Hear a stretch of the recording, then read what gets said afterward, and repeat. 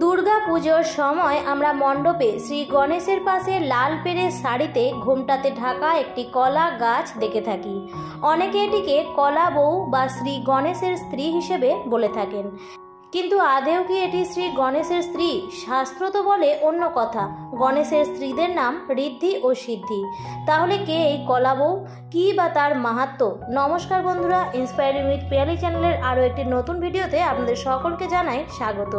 পুরো কাহিনীটি জানতে ভিডিওটি সম্পূর্ণ দেখার অনুরোধ রইল। কলাবউ হিসেবে আমরা যাকে জানি তাকে আসলে বলা হয় নবপত্রিকা। এটি স্বয়ং মা দুর্গা অর্থাৎ গণেশের বউ নন, মাতা।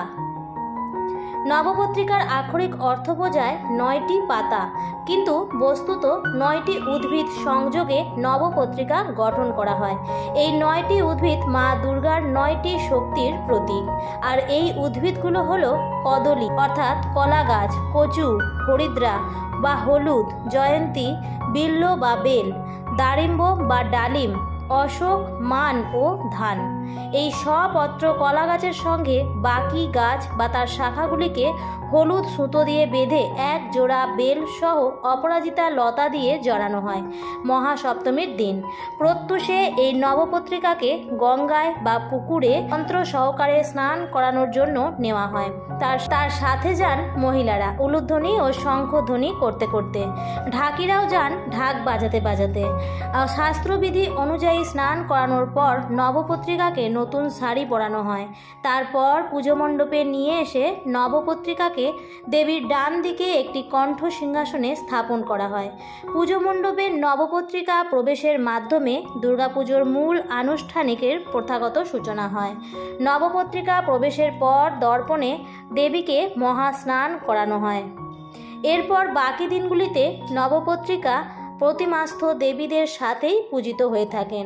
বিশেষভাবে লক্ষণীয় হল নবপত্রিকা প্রবেশের পূর্বে পত্রিকার সম্মুখে দেবী চামুণ্ডার আহ্বান ও পূজা করা হয়। পত্রিকাস্থ অপর কোনো দেবীকে পৃথকভাবে পূজা করা হয় না। এরপর আলতা পাতা ও সিঁদুর দিয়ে লাল পেড়ে সাদা শাড়ি পরিয়ে মণ্ডপের এক পাশে বা সাধারণত গণেশের পাশে দাঁড় করিয়ে রাখা হয় নবপত্রিকাকে। নবপত্রিকার ওই 9টি গাছের প্রত্যেকটিতে দুর্গার এক একটি রূপ হিসেবে কল্পনা করা হয়। কলা গাছের অধিষ্ঠাত্রী দেবী ব্রহ্মণী, কচু গাছের অধিষ্ঠাত্রী দেবী কালিকা, হরিদ্রা গাছের অধিষ্ঠাত্রী দেবী উমা, জয়ন্তী গাছের অধিষ্ঠাত্রী দেবী কার্তিকী, বিল্ব গাছের অধিষ্ঠাত্রী দেবী শিবা, দারিম্ব গাছের অধিষ্ঠাত্রী দেবী রক্তদন্তিকা, অশোক গাছের অধিষ্ঠাত্রী দেবী শোকরহিতা, মান গাছের অধিষ্ঠাত্রী দেবী চামুণ্ডা ও ধান গাছের অধিষ্ঠাত্রী দেবী দেবী লক্ষ্মী। কিন্তু নবপত্রিকা কিভাবে মিশে গেল দুর্গাপুজোর সাথে তা নিয়ে পণ্ডিতগণের কাছে রয়েছে নানা মত। মার্কণ্ডেয় পুরাণে নবপত্রিকা পূজার বিধান নেই। দেবী ভাগবতেও নবদুর্গার উল্লেখ থাকলেও নবপত্রিকার কোনো উল্লেখ নেই। কালিকা পুরাণে এই নিয়ম না থাকলে সপ্তমীতে পত্রিকা পুজোর কথা আছে, তবে কীর্তিবাসী রামায়ণে এর উল্লেখ পাওয়া যায়। বাঁধিলা পত্রিকা নববৃক্ষের বিল্লাস।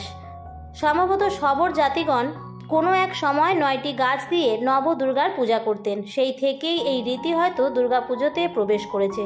আবার শস্য দেবীকে দেবী দুর্গার সাথে মিশিয়ে দেবার জন্যই এই রীতির আয়োজন।